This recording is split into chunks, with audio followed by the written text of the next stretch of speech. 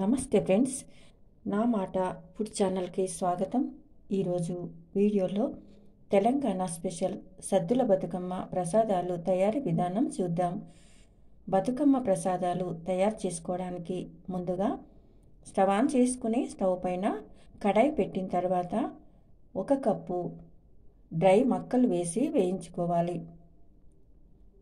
దసరా ముందు వచ్చిన కొత్త పంటతో ఈ విధంగా బతుకమ్మకు సత్తుపిండి నైవేద్యం తయారు చేస్తారు.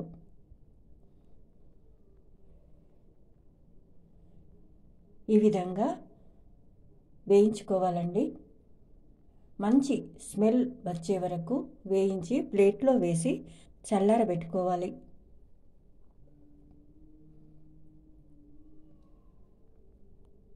తర్వాత ఈ విధంగా జార్లో వేసి గ్రైండ్ చేసుకోవాలి.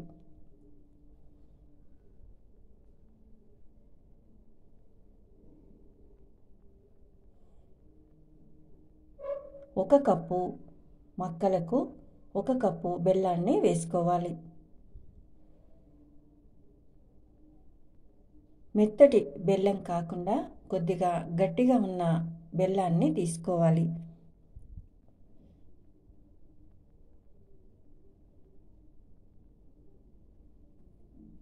ఈ విధంగా పొడి పొడిగా ఉండేటట్టు గ్రైండ్ చేసుకోవాలి.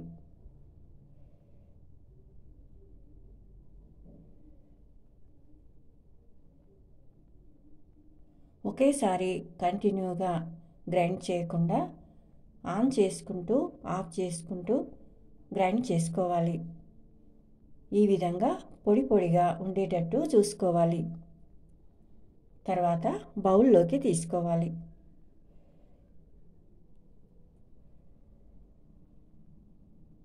తర్వాత రెసిపీ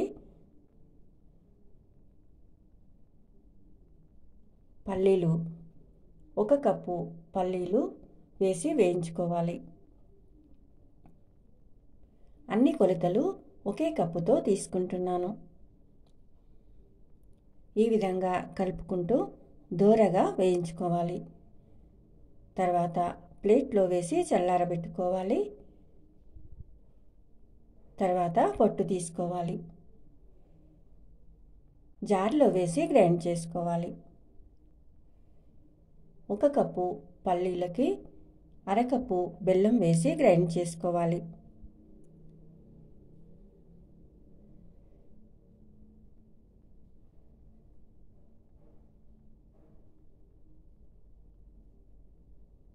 ఈ విధంగా పొడి పొడిగా ఉండేటట్టుగా చూసుకోవాలి. తర్వాత బౌల్లోకి తీసుకోవాలి.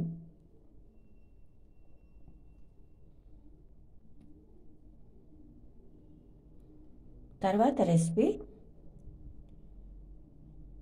నువ్వులు 1 కప్పు నువ్వులు వేసి వేయించుకోవాలి. ఈ విధంగా కలుపుకుంటూ దోరగా వేయించుకోవాలి. తర్వాత ప్లేట్లో వేసి చల్లారబెట్టుకోవాలి. చల్లారిన తర్వాత జార్లో వేసి గ్రైండ్ చేసుకోవాలి. ఈ విధంగా పొడి పొడిగా ఉండేటట్టు గ్రైండ్ చేసుకోవాలి. 1 కప్పు నువ్వులకి 1/2 కప్పు బెల్లం వేసుకోవాలి.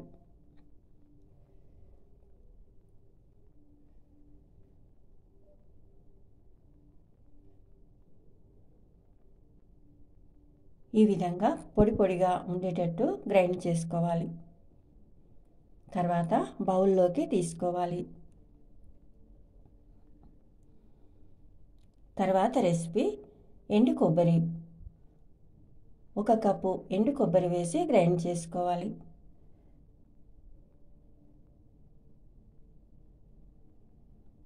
ఒక కప్పు ఎండు కొబ్బరికి 1/2 కప్పు బెల్లం వేసుకోవాలి.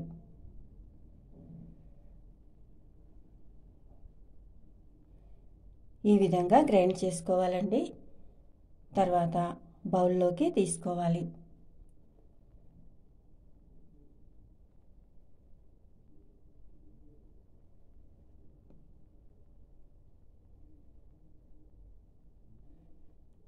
ఈ విధంగా బతుకమ్మకు సమర్పించే 4 రకాల సత్తుపిండి తయారీ విధానం చూశారు కదా. ఈ వీడియో మీకు నచ్చితే లైక్ చేయండి, షేర్ చేయండి. నా మాట ఫుడ్ ఛానల్ని సబ్స్క్రైబ్ చేసుకోండి. Thank you for watching.